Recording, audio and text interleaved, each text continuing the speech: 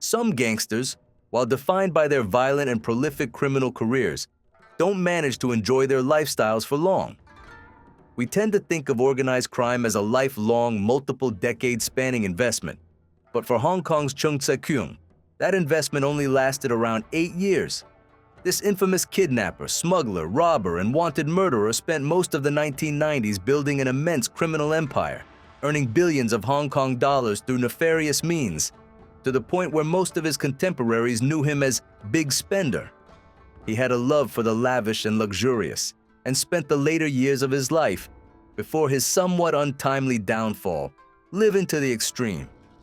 On the surface, he may have played the part of a charming high society elite, but his criminal career was defined by myriad sinister schemes, often involving the capture and harming of others. A violent life would eventually be brought to an end by a violent death, less than 1 decade after his initial ventures into large-scale organized crime.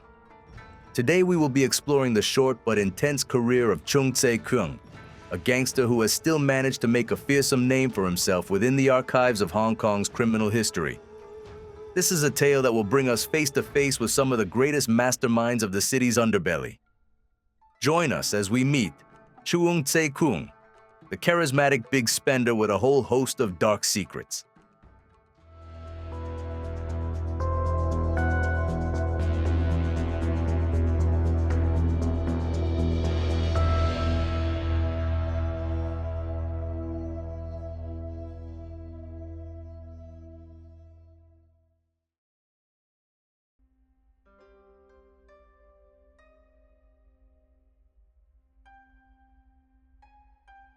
Hong Kong in the early 1990s, when Cheung Tze Keung first rose to criminal significance, was a vibrant yet uncertain city, experiencing both a massive cultural bloom and an uneasy lead-up to the start of Chinese rule. For the citizens of Hong Kong, the 90s was something of a golden age of culture, with the large-scale release of many iconic films and television shows. This creative explosion expanded to many regions of East Asia, as pop culture experienced a new dawn. Today's residents of Hong Kong who remember the 90s do so fondly, with a great sense of nostalgia and local identity. It wasn't just culture that was starting to expand either. The city's economy was beginning to turn Hong Kong into a major financial hub in the East, with everything from street markets to towering office blocks helping to feed into the region's thriving wealth. In certain areas of the city, luxurious high-end brands operating in all areas, from food to fashion, could be enjoyed by those with enough money. Beneath the surface of Hong Kong's booming exterior, however, was an air of unease. Perhaps the defining diplomatic event of the decade was Hong Kong's political handover. As of 1898, the city had been leased by China to Britain for a period of 99 years. The lease was set to expire in 1997, and the run-up to it was defined by an awkward, somewhat frantic energy amidst the citizens of Hong Kong. Many questions arose. What would the handover mean for the economy? Would the city be irreversibly changed as a result? As the handover happened, China introduced a series of changes to the city. Alterations were made to the educational system, and different public holidays were introduced. Hong Kong's population also began to grow exponentially, as migrants headed over from the Chinese mainland to settle in this bustling island of wealth and prosperity. The run-up to the handover of Hong Kong back to China created the perfect conditions for organized crime to run riot. Worried citizens with cash at their disposal, combined with a bustling economy, meant that financial crimes could be incredibly lucrative if they were committed correctly. When Cheung Tze Keung appeared on the scene in 1990, the opportunities were seemingly endless, and he managed to grow extremely wealthy as a result. His story, however, begins several decades before the 1990s in mainland China with his family.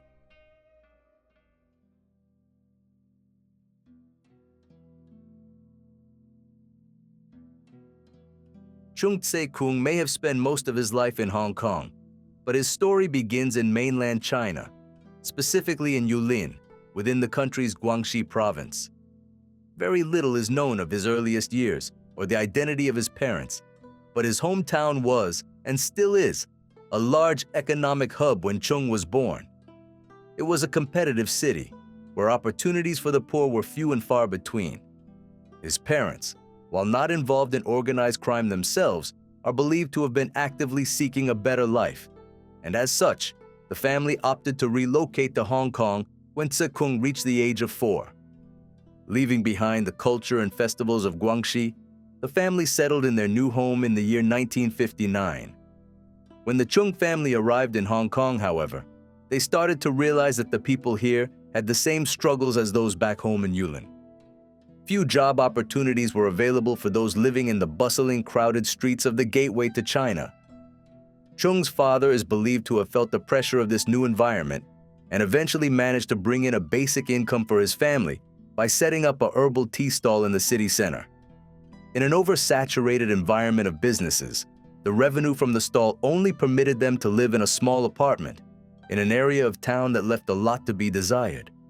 Surrounding them were families in a similar situation to their own, manual laborers and low-income factory workers, living in what was essentially a slum, where crime, including heavy gang activity, was not uncommon. This is just one factor that is believed to have led Cheung Tze Keung down the path of crime. It didn't help that Cheung's parents, constantly busy with the herbal tea stall, found it difficult to make time to entertain and supervise him. While they worked to keep him fed and housed, Cheung would often encounter trouble on the streets near to his home and grew disinterested in his education as he progressed further into childhood.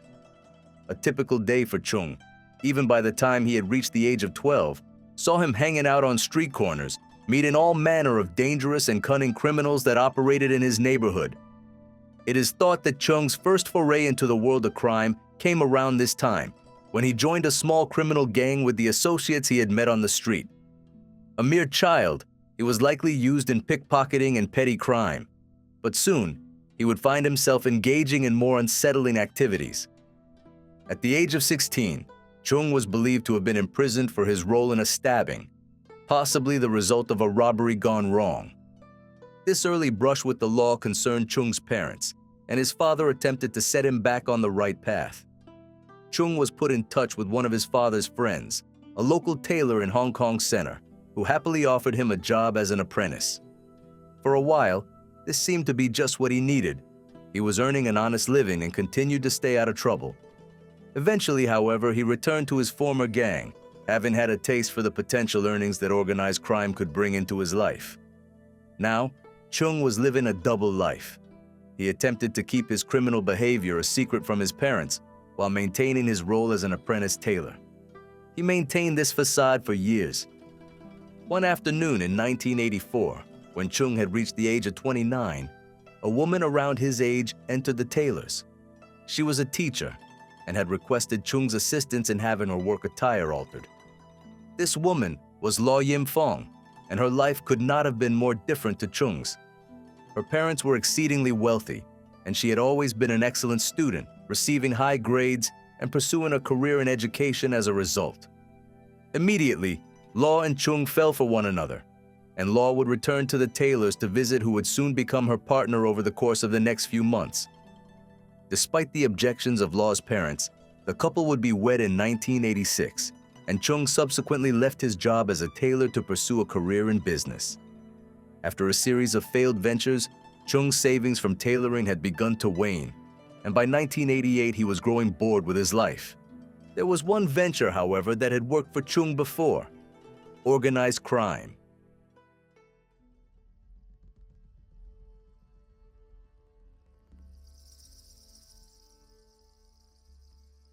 Around the end of 1988, Cheung revealed his criminal past to Law and expressed a desire to return to it. To his surprise, Law was accommodating of his wishes, and by all accounts, she even encouraged him to establish a criminal presence in Hong Kong once again. At the start of 1989, he had put a series of plans in place to make some quick money in order to replenish his savings. One of these schemes, in 1989, involved a friend of Cheung's, a woman known only as Ai. Ai and Cheung convinced Law to leave her job as a teacher in order to help them achieve what could potentially be a big score. They needed her help, and she was the only one between the three of them experienced enough to meet their needs. Shortly after this agreement, Ai and Law traveled to the Hong Kong offices of Wan Security, a safeguarding and transportation firm who specialized in protecting high-value goods as they were driven across the city. Ai was Cheung's insider to Wan Security. She held a secretary position in the firm and had managed to fix the next steps. The first part of Cheung's scheme involved Law interviewing for a job in Wan Security's logistics department, and a few days later, she would be offered the role. Cheung intended on using her to reveal the intended shipment plans of goods being transported by Wan Security, which he and his team could then proceed to rob. Once Law was in, Cheung began to lay out the finer details of his plan to Kuoi and his wife.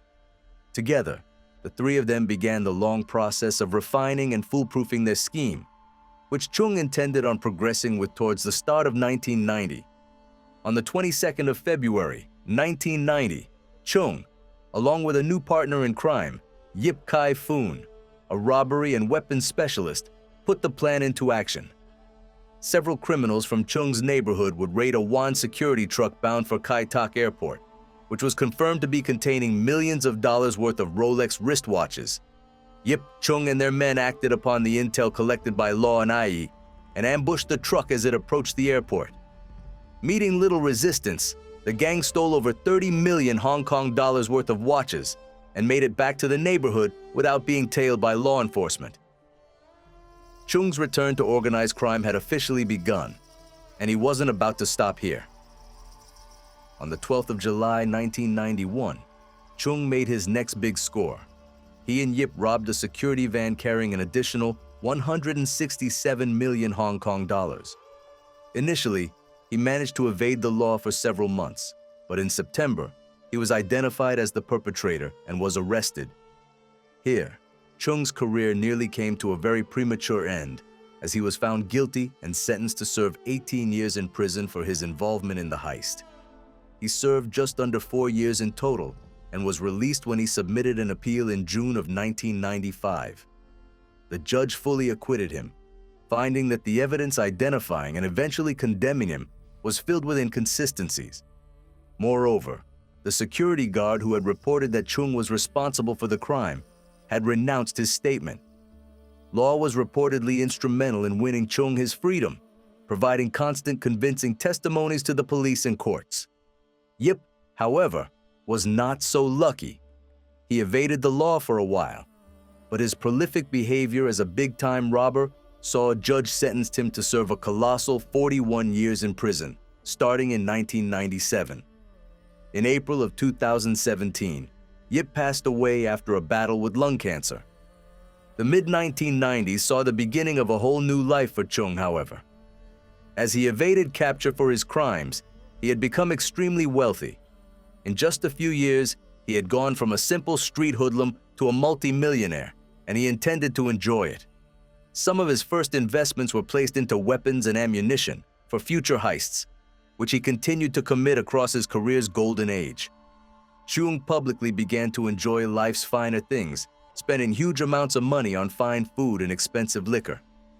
Despite his crimes, he was reportedly very generous with a great deal of this money, and he meticulously crafted a public image for himself as a likable, charming individual with a heart of gold.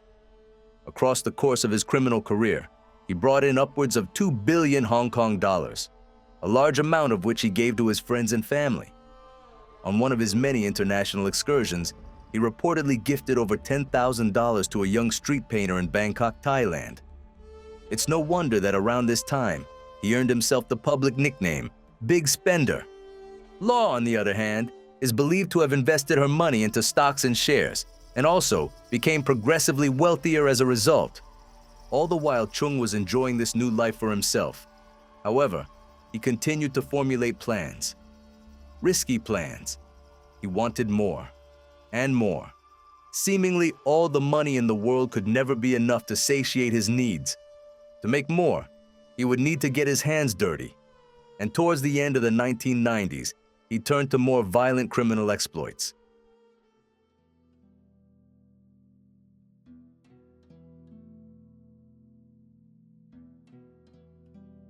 As his wealth grew, Cheung began searching for new ways in which he could pull off the most daring and extravagant heists.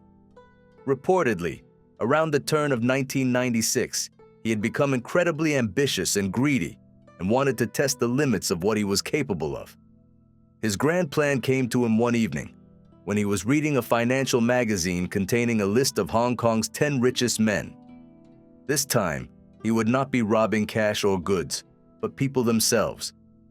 Waves of sinister ideas came to his mind as he planned on, one by one, working his way down this list of billionaires, holding them for immense sums of ransom money.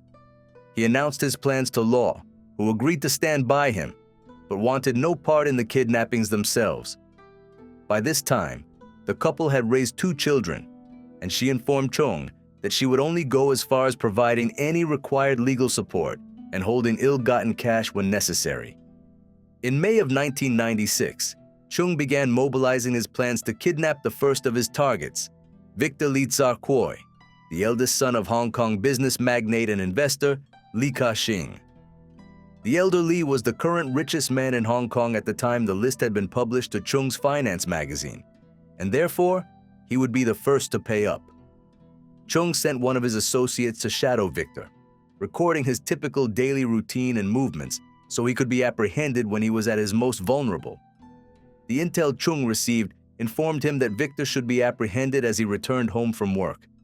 During that time, his driver took him down a narrow one-way street out of the view of the general public. It was only a few minutes from Victor's home, but it was the best option he had.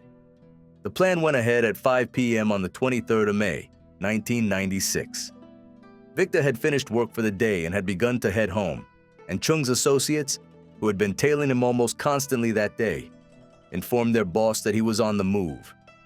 Cheung drove to the planned location of the kidnapping, where he remained until Victor's car approached the narrow turning.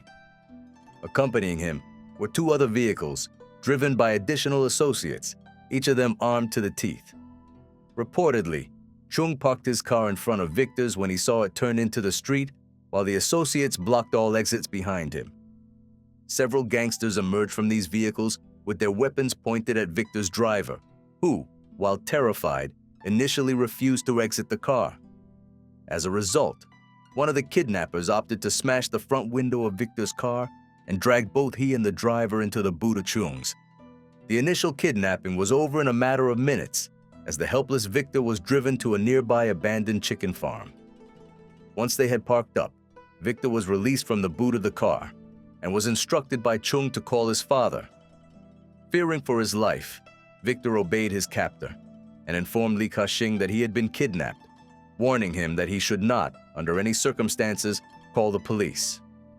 Cheung instructed Lee to be prepared for a visit from the kidnappers at any moment before ending the call and passing his captive on to his associates. Cheung explicitly told his men that Victor should not be harmed. He was their ticket to an unimaginably large sum of money if they could pull this off. Cheung's next steps were to, perhaps surprisingly, drive to Lee Ka-shing's estate alone to pick up the ransom money. When he arrived, Lee was ready and waiting. Cheung wanted to ensure that the police had not been informed, and so instructed Lee to give him a guided inspection of his property to make sure he was telling the truth. Sure enough, law enforcement was nowhere to be seen. Lee seemed to be following the kidnappers' instructions by the book. They then proceeded to talk about ransom money. Cheung is thought to have initially requested $2 billion from Lee to be provided within a deadline of 3 days. Unsettled with the colossal sum of money Cheung had requested, he phoned his bank and requested the maximum amount he could possibly withdraw, which the bank informed him would surmount to only $1 billion in cash. When added to the $40 million that Lee had in cash at his home, Cheung was satisfied. Before he departed, Cheung handed $2 million back to Lee, superstitious that the number 4 would bring him bad luck. The following morning, Lee phoned Cheung to ask him if he could provide $500 million in one sitting. This had been placed in one of Lee's cars. Cheung reached the estate and drove away with this immense sum of money and collected the remaining $500 million that same afternoon. Cheung made good on his plans to return Victor and his driver, alive and well, and brought them to a hotel owned by Lee that same evening. The exchange was made, and Cheung walked away with $1,038 million. Cheung reportedly took a cut of $380 million from the kidnapping. The rest of the money was spread evenly to the members of his gang. Most of Cheung's cut was given to his wife, who invested a large sum of it into property, while retaining the rest to contribute to the family's life of luxury.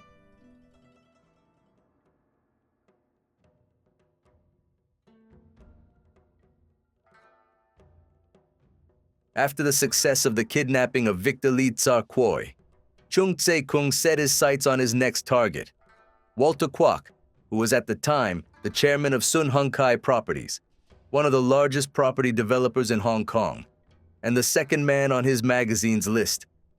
The kidnapping went ahead on the 29th of September 1997. Again, Walter was apprehended during his daily commute. Cheung and his men ambushed him on his way to their office, using the same technique of blocking him into a narrow road and threatening him with loaded guns. After the gang apprehended Walter and placed him in the boot of Cheung's car, they drove him to a vacant house that Cheung had previously rented in the outskirts of Hong Kong. Again, Cheung instructed him to call his family, informing them that he had been kidnapped and requested an immense sum of money in exchange for his release. This time, however, the captive refused to follow instructions. In order to get him to call his family, Cheung and his men started to torture Walter. They reportedly proceeded to tie him up and lock him in a 1-meter-long wooden box, giving him hardly any space to move or breathe. They kept him like this for an excruciating 2 whole days, until the victim could endure no more. Begging his captors for release, he agreed to call his family, and Cheung subsequently unlocked the box, freeing him. Walter phoned his family, informing them he had been kidnapped, and, just as before, Cheung hopped in his car to head over to Walter's home, alone. After checking the house was secure, Cheung struck a deal with his captive's family, agreeing on the exchange of $600 million to his gang in exchange for Walter's freedom. After providing the same 3-day deadline, the family paid up, and Walter was freed from his captivity. Cheung took a personal cut of over $300 million this time, distributing the rest amongst the gang members. It was around this time that Cheung began to bite off more than he could chew. He started to become cocky about his criminal exploits, and even began to aim for a spot in the Guinness Book of World Records for the highest ransom paid for a kidnapping victim.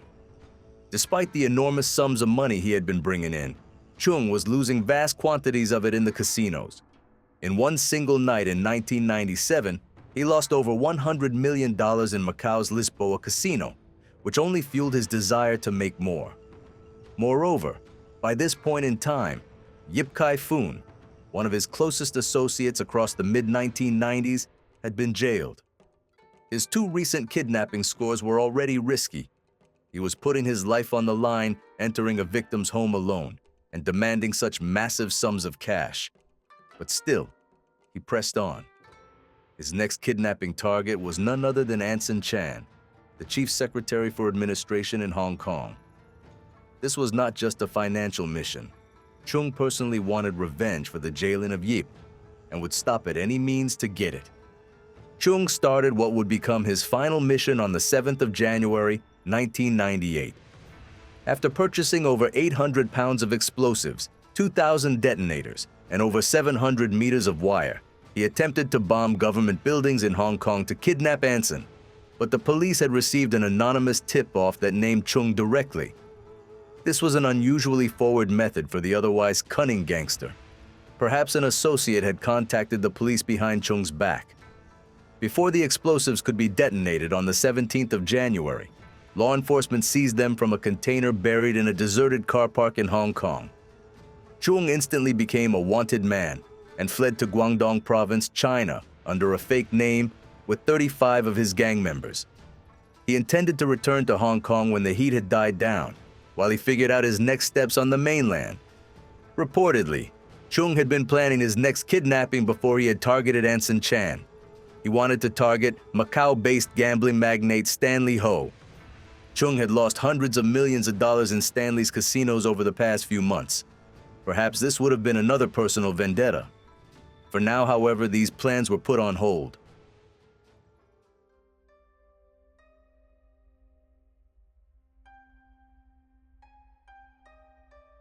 Cheung, along with all 35 members of his gang hiding out in Guangdong, were arrested in August of 1998 for his involvement in the plot to use explosives on Hong Kong's government buildings. Cheung was reported to have been arrogant and calm when law enforcement apprehended him. He had evaded justice several times before, and he believed there was every chance he would do so again. Cheung believed that he would be deported to Hong Kong, where his wife would be able to hire the best legal representation possible. While in police custody, however, he was charged with the additional kidnappings of 2 Hong Kong business magnates. Only one, Walter Kwok, would be named at trial, whilst the other was almost certainly Victor Lee Tzar Kuoi. Cheung's luck began to run out when he was informed that the trial would be taking place in Guangzhou, mainland China, despite the fact that the crimes were carried out in Hong Kong. Meanwhile, authorities in Hong Kong froze all of Cheung's assets, but law had been preparing for the worst-case scenario. She claimed that all of her assets were acquired from her own business profits and investments, and that she had no involvement at all in any of her husband's crimes. As such, Cheung's money was returned to law and the family. The lawyer that Cheung did manage to call upon began to lobby the government to have the trial transferred to Hong Kong. All attempts were rejected, and it started to look like the government was intending on seriously throwing the book at the big spender. Officially, Cheung and his men were put on trial for multiple instances of cross-boundary crime, including firearms, robbery, and kidnapping. While he vehemently denied all charges in the run-up to the start of the trial, his tone changed in the October of 1998 when proceedings officially began. Around this time, he is believed to have made a full confession to all of his misdeeds to date. On the 12th of November, after just a few weeks of trial proceedings, Cheung was found guilty of all charges. While many of his gang members had confessed to receive shorter sentences, Cheung would not be so lucky. The judge sentenced him to death.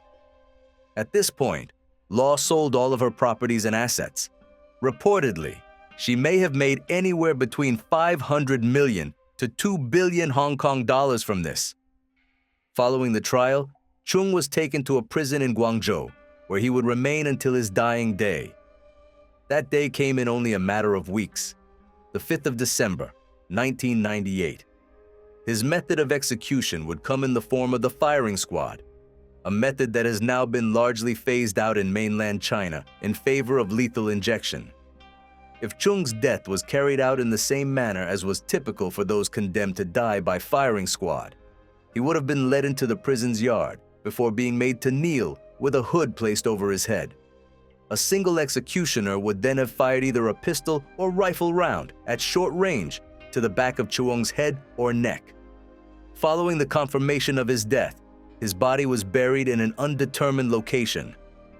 After Cheung was executed, law is believed to have left Hong Kong with her children, but her current location has not been confirmed.